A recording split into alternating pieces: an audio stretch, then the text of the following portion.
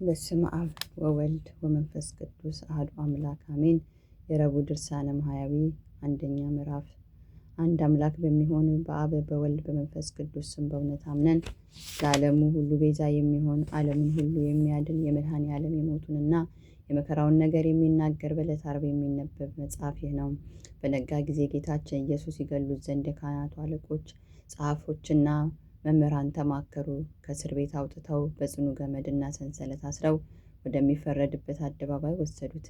ከቀያፋ ቤት እስከ ፍርድ አደባባይ ድረስ 133 ጊዜ በተነጠፈ ድንጋይ ላይ ጎተቱት። ያለ ርኅራኄ መቱት። ብዙ በደበደቡት ጊዜ ፈጽሞ ከምድር ላይ ወደቀ። ዳግመኛም እየደበደቡ ከፊታቸው አቆሙት። እሱ ግን መቆም የማይቻለው ስለሆነ ወደቀ። እየደበደቡም በእውነት ክርስቶስ አንተ እንደሆንክ ገልጸህ ንገረን አሉት። ጌታችን ኢየሱስም ዓለምን አላችሁ እንጂ እኔስ ነገርኳችሁ። ብጠይቃችሁም አትመልሱልኝም ወይም አትተውኝም። ነገር ግን እላችኋለሁ እንግዲህ የሰው ልጅ በእግዚአብሔር ኃይል ቀኝ ተቀምጦ ታዩታላችሁ። ሁሉም የእግዚአብሔር ልጅ አንተ ነህን አሉት። ጌታችን ኢየሱስም እኔ እንደሆንኩ እናንተ ትላላችሁ አላቸው። ስለ እሱም ምስክር ለምን ትፈልጋላችሁ? እነሆ እኛ በአንደበቱ ሲናገር ሰማነው አሉ። ሁሉም በአንድነት ተነስተው እየደበደቡ ወደ ጲላጦስ ወሰዱት። ጲላጦስም ወደ እነሱ ወጥቶ ይህ ሰው ወደ እኔ ያመጣችሁት ነገሩስ በደሉ ምንድን ነው አላቸው። አይሁድም መልሰው ክፉ አድራጊስ ባይሆን ወደ አንተ ባላመጣ ነው ነበር አሉት። ጲላጦስም እናንተ እንደጋችሁ ፈርዳችሁ ቅጡት አላቸው። አይሁድ ማንንም ልንገድል እኛ አይገባንም አሉ። በማናቸው ሞት ይሞት ዘንድ ስላለው ለነሱ ሲያመለክታቸው ጌታችን ኢየሱስ የተናገረው ነገር ይድረስ ይፈጸም ዘንድ ነው። የሚሞተም ተሰቅሎ ነው እንጂ በድንጋይ ተወግሮ አይደለምና። ያን ጊዜውኑ አይሁድ በጌታችን በኢየሱስ ላይ በሌባና በወንበዴ ፍርድ ፈረዱበት። ያስያዘውም ይሁዳ የሞት ፍርድ እንደተፈረደበት ባየ ጊዜ ተጸጽቶ ከሕዝቡ ከመምህራኖችና ከካህናቱ አለቆች የተቀበለውን 30 ብር መልሶ ሰጣቸው። ይህን እውነተኛ ሰው ያስገደልኩ ንጹሕ ደሙን ያፈሰስኩ እኔ በድያለሁ አላበጀውም ብሎ መለሰ። እኛም ካንተ አንተም ከእኛ ምን አለህ? ለራስህ እወቅ አሉት። ይህንንም ብር በአዳራሽ በትኖ ወደ ታላቅ እንጨት ሄዶ በእንጨት ላይ ገመድ አስሮ ተሰቀለ። ነገር ግን ያለ ንስሐ ተሰቅሎ እንዳይሞት ብሎ ጌታችን ኢየሱስ በቸርነቱ እንጨቱን ወደ ምድር አዘነበለው። ይሁዳም ተሰቅሎ ባለመሞቱ ተበሳጭቶ ወደ ሌላ እንጨት ሄዶ ተሰቀለ።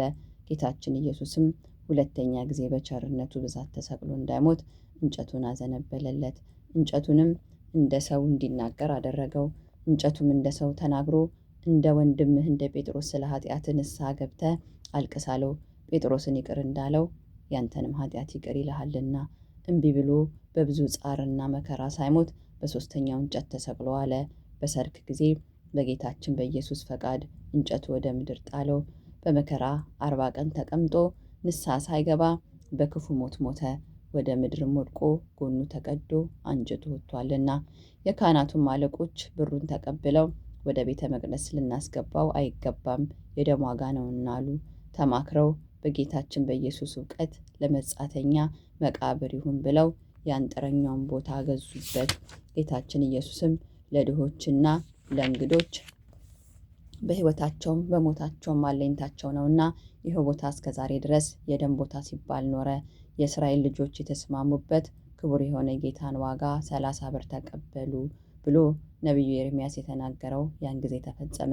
ለአንጥረኛ ቦታ ሰጡት በማለት እግዚአብሔር እንዳዘዘኝ እናገራል ያለውም ደረሰ።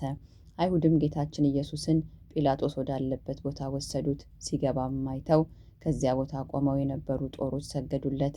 አይሁድ ግን ጦሮቹ ስለሰገዱለት ተቆጡ።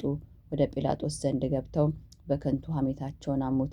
ጲላጦስም የመስገዳቸውን ነገር ይረዳ ዘንድ 6 ጦሮች ወዳሉበት ቦታ ጌታችን ኢየሱስን ውሰዱት ብሎ አዘዘ። ጦሮቹንም በኃይል እየሳቧቸው ሳለ ጌታችን ኢየሱስን ባዩት ጊዜ ሰገዱለት። አይሁድም ይህን ታምራት አይተው እንዲህ ያለ መድኃኒተኛ ሰው አላየንም ብለው ጮኹ። ከዚያም ጲላጦስ ጦሮች ወዳሉበት ቦታ ወጣ። ጲላጦስም ፊት ለጌታችን ለኢየሱስ እኒህ ጦሮች 3 ጊዜ ሰገዱለት። ለጌታ እንዳይሰግዱለት ኃይለኞች ሰዎች በገመድ ሲስቧቸው ከማፈራቸው ብዛት የተነሳ እንደ አስማተኞች እንደ ኢያኔስ እንደ ኢያርቤስ አስማተኛ ነው አሉት። ከማፈራቸው ብዛት የተነሳ ከጲላጦስ ፊት ወስደው አቁመው ጌታችን ኢየሱስን አጣሉት፣ አካሰሱት። ለቄሳርም ግብር እንዳይሰጡ ሕዝቡን ሲያስገዳቸውና ሲከለክላቸው አገኘ ነው እያሉ እሱም የእስራኤል ንጉሥ ነኝ ይላል። እግዚአብሔርን ለእግዚአብሔር አድርጉ፣ የቄሳርን ለቄሳር ስጡ ካላቸው በኋላ ሐሰተኞች ሆነዋልና። እሱም ስለ ትሕትናው ግብሩን ከሰጣቸው በኋላ ጲላጦስ የአይሁድ ንጉሥ አንተ ነህን ብሎ ጠየቀው። ጌታችን መልሶ እኔ ንጉሥ እንደሆንኩ አንተ ትላለህ አለው። ይህ ሰው ሰንበት የማያከብር የእግዚአብሔር ወገን አይደለ ነው እያሉ ያጣሉትም ያካሰሱትም አሉ። በሰንበት ድውያንን አዳነ፣ የዕውራንን ዓይን አበራ፣ የሞቱትን ሰዎች በሰንበት አስነሳ፣ በሥራ ሁሉ ሰንበት ሻሪ ነው። እንዲህ ሲያጣሉት ሲያካስሱት፣ እሱ ግን ምንም አልመለሰላቸውም። ዳግመኛ ጲላጦስ ይህን ያህል ሲያጣሉ ሲያካስሱ አትሰማቸውምን አለው። ጌታችን ኢየሱስም ሹሙ ፈጽሞ እስኪያደንቀው ድረስ አንዲት ቃልስ እንኳን አልመለሰም። በሰንበት ታምራት የሚያደርግ ጌታችን ግን አባቱ በሰንበት ታምራት እንዳያደርግ እሱንም በሰንበት የታመሙትን በእውነት አዳናቸው። የዕውሮችን ዓይን በሰንበት አበራ፣ የሞቱትን በሰንበት አስነሳቸው። ሁለተኛ ምዕራፍ። በአዳራሹ ውስጥ እጁ የደረቀች አንድ ሰው አገኘ። አይሁድ ግን ያጣሉት ያካስሱት ዘንድ በሰንበት ያድነው እንደሆነ ብለው ይጠባበቁት ነበር።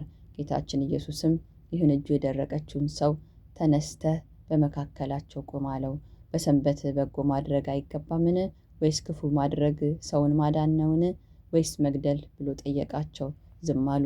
ጌታችን ኢየሱስም በዓይኑ አይቶ እጅህን ዘርጋ አለው። እጁንም ዘረጋ፣ ድና እንደ ሁለተኛ ሆነችለት። ፈሪሳውያንን ከዚህ ወጥተው ጌታችን ኢየሱስን ይገሉት ዘንድ ከሄሮድስ ሰዎች ጋር ተማከሩ።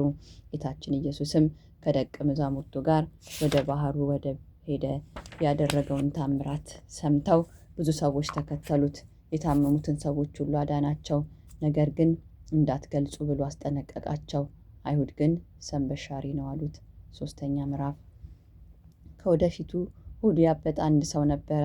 ጌታችን ኢየሱስም ጸሐፍት ፈሪሳውያንን በሰንበት ሰው ማዳን ይገባልን ወይስ አይገባም አላቸው። እነሱም ማዳን ይገባል፣ እነሱ ግን ዝም አሉ። ጌታችን ኢየሱስም ይህ ሆዱ ያበጠውን ሰው ይዞ በሰንበት አድኖ ሰደደው። አይሁድ ግን ሰንበት ሻሪ ያደረጉት። 18 ዓመት ጋኔን ይዞ የሚጥላት አንዲት ሴት ነበረች።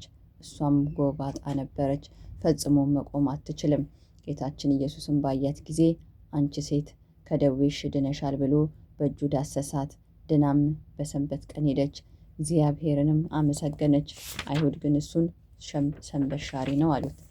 አራተኛ ምዕራፍ። ጌታችን ኢየሱስን በሰንበት ቀን ከዚያ ሲያልፍ ዕውር ሆኖ የተወለደ ሰው አገኘ። ደቀ መዛሙርቱም መምህር ሆይ ይህ ሰው ዕውር ሆኖ የተወለደው በራሱ ኃጢአት ነውን ወይስ በዘመዶቹ ብለው ጠየቁት። ጌታችን ኢየሱስም የእግዚአብሔርን ሥራ በእሱ ላይ ይገለጽ ዘንድ ነው እንጂ ዘመዶቹም እሱም አልበደልም አላቸው። ነገር ግን ብርሃን ሳለ የአባቴን ሥራ ሠራ ዘንድ ለእኔ ይገባኛል አላቸው።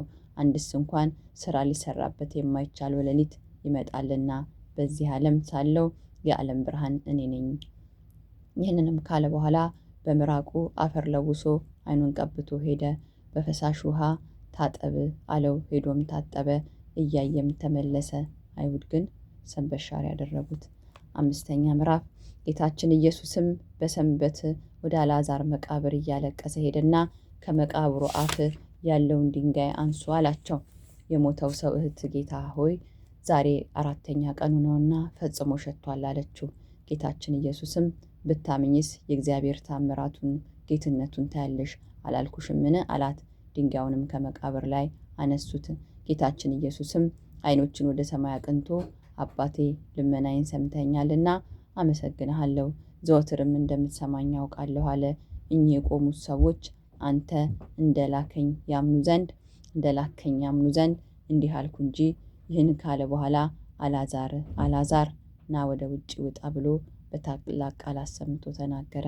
ይኸውም የሞተው ሰው እጁም እግሩም ታስሮ እንደተገነዘ ፊቱን በልብስ እንደተጠቀለለ ከመቃብር ውስጥ ወጣ። ጌታችን ኢየሱስም መግነዙን ፈታችሁ ተዉት ይሂድ አላቸው። ሄደም እንዲህ ሙታንን የሚያስነሳ የታመሙትን የሚያድን አምላክ ከጲላጦስ ፊት አቆሙት፣ አጣሉት፣ አካሰሱት።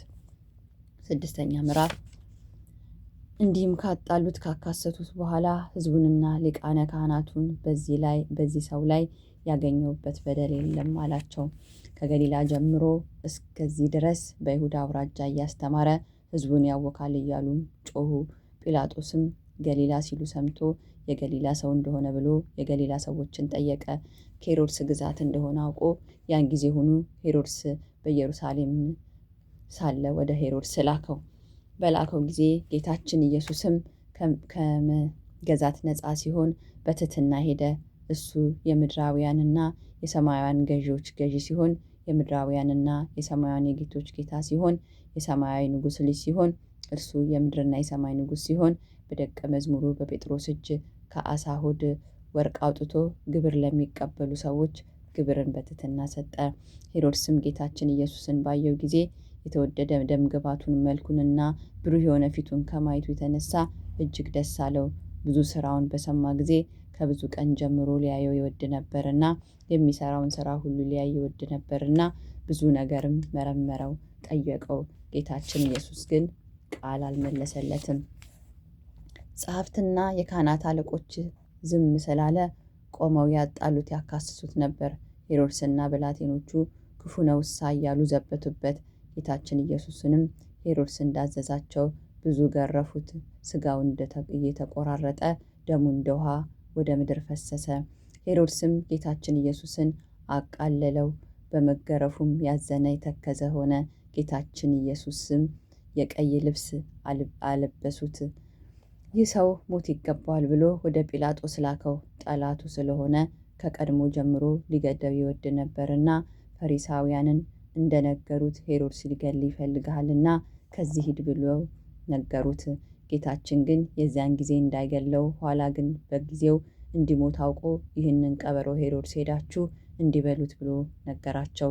እነሆ ጋኔን አወጣለሁ፣ ዛሬም ነገም ሕይወት እሰጣለሁ፣ በሦስተኛው ቀን ሥራዬን ፈጽሜ እሄዳለሁ በሉት አላቸው። ለመምህር በኢየሩሳሌም እንጂ ከኢየሩሳሌም ውጭ ሊሞት አይገባውምና። በዚች በመከራ ቀን የፍቅርና የእርቅ ቀን፣ የይቅርታ ቀን፣ ኃጢአት የሚሰረይባት ቀን፣ የሕይወትና የደህንነት ቀን ናትና ከቀድሞ ጀምሮ ጸብና ክርክር የነበራቸው ጲላጦስና ሄሮድስ ያን ጊዜ ተፋቀሩ። ጲላጦስ ከአደባባይ ገብቶ ጌታችን ኢየሱስን ጠርቶ የአይሁድ ንጉሣቸው አንተ ነህን? አለው። ጌታችን ኢየሱስም መልሶ ይህን የምትናገረው ከልብህ ነውን? ወይስ ሌሎች ሰዎች ነገሩህን? አለው። ጲላጦስም እኔ አይሁዳዊ ነኝ፣ ወገኖች የካህናት አለቆች ወደ እኔ ያመጡ አይደለምን? ምን ላደርግህ? አለው። ጌታችን ኢየሱስም መንግሥቴስ በዚህ ዓለም አይደለችም ብሎ መለሰ። መንግሥቴ በዚህ ዓለም ቢሆን አይሁድ ይዘው ወደ አንተ እንዳያመጡኝ ብላቴናዎቼ በተዋጉልኝ ነበረ። ዛሬ መንግሥቴ በዚህ ዓለም አይደለችም። ጲላጦስ መሆኑን ንጉሥ ነሃ? አለው። ጌታችን ኢየሱስም እኔ ንጉሥ እንደሆንኩ አንተ ትላለህ አለው። ስለዚህ ነገር በእውነት ምስክር እሆን ዘንድ በዚህ ዓለም መጥቼ እመሰክር ዘንድ ሰው ሆኜ ተወልጃለሁ። ከእውነት የተገኘ ሁሉ ቃሌን ይሰማኛል። ጲላጦስም እውነቱ ምንድን ነው? አለው። 7ኛ ምዕራፍ ጌቶቼ አብ መንፈስ ቅዱስ ሆይ አደራ እላችኋለሁ። እመቤቴ ማርያም አንቺም እማልድሻለሁ። ጌታ ኢየሱስ ክርስቶስ በነፍሱ በሥጋው በተቀበላቸው መከራዎች ሁሉ በመቸንከሩ የሾህ አክሊል ተቀዳጅቶ በመሰቀሉ በመሞቱ ወደ ሲኦል በመውረዱ በጦር በመወጋቱ ጌታችን ኢየሱስ ክርስቶስ በመቀበሩ ኃጢአታችንን ሁሉ ይቅር ትሉን ዘንድ ከኃጢአትም ፍዳ ሁሉ ታድኑን ዘንድ አሜን።